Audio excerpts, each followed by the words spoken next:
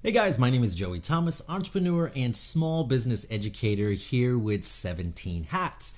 In today's video, we're going to talk about to-do lists, but to-do lists done right. Now, we know the infamous never-ending to-do list.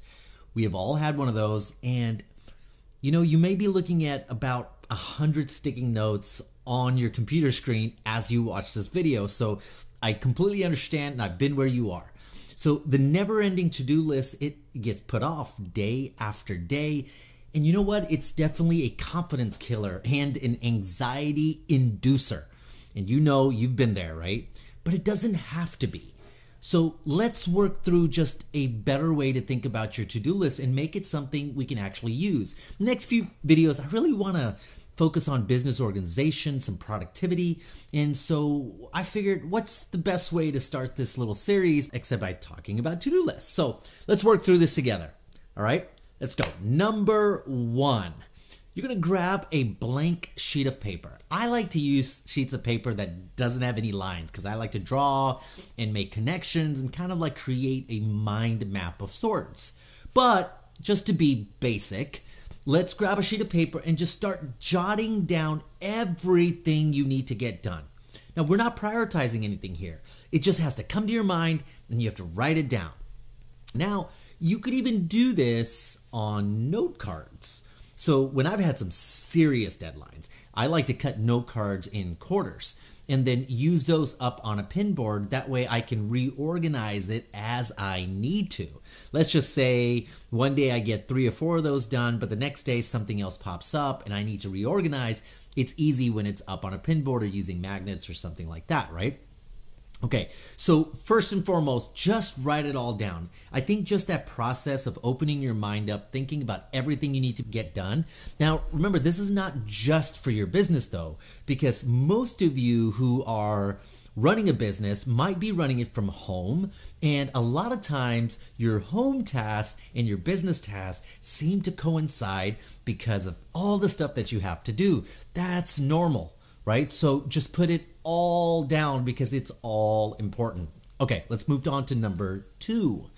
Number 2 is simple. Let's now take those things and group related tasks that could be completed either together or maybe in the same block of time. Now, if you wrote it down on a blank sheet of paper and it's a mind map of sorts, right? Like let's just say you wrote Monday in the middle and then wrote all of the things just around it.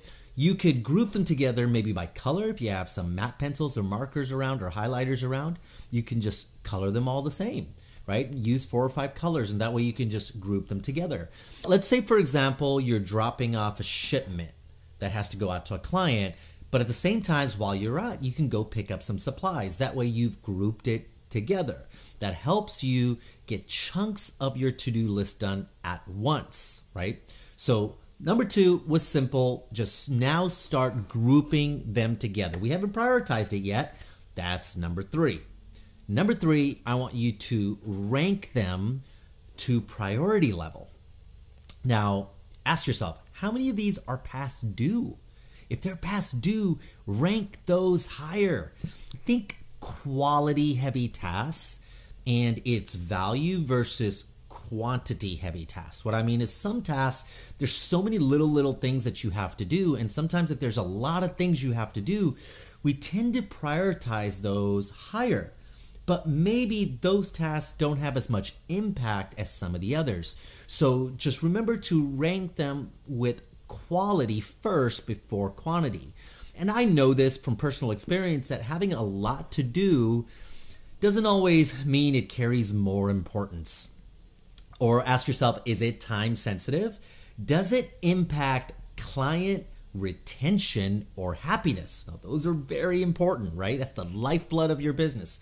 Does it impact other tasks? And does it need to be finished first? So in order for you to do other tasks that are in certain groups, do you have to do this first? Let's say I gave you the example of the shipment earlier. Maybe you have to pack it up first, right? So if you wrote down, pack your goods, and then drop off shipment, we know those go in a particular order. But if we do our to-do list really randomly, sometimes even the simplest things like that just don't come together, do they? Okay, So why do they need to be prioritized? They need to be prioritized because many of us, especially in the creative businesses, right? We float from one task to another just based on what's right in front of us. Now, it might feel like you got a lot done, but you still feel anxious because the high priority items are still pending. So ranking is really important. All right, number 4. If any of the to-do list items require multiple steps to complete, go ahead and make a sub-list under them. It really helps you see visually at least how much there is to really do. And once you create that sub-list, you might have to re-rank these.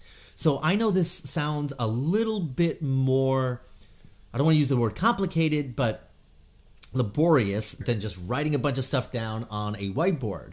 But this will actually help you become more productive with your to-do list.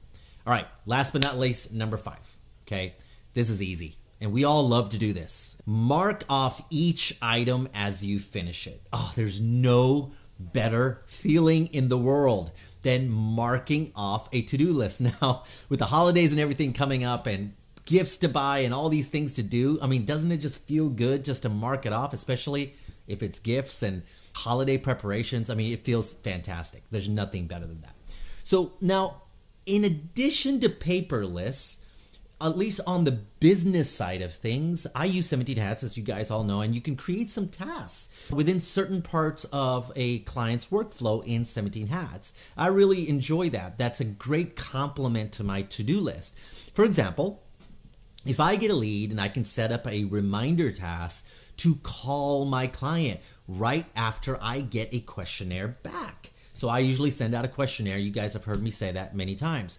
But I have to remind myself, it's not just getting the questionnaire. I want to call them almost immediately. So I love the little task, the reminder task that I can plug into that workflow that reminds me to do that. If I get a reminder task, and it's part of my client workflow, that usually for me, it's a mental bulb that goes off that says, hey, this is priority right now, because I've already built it into my automation.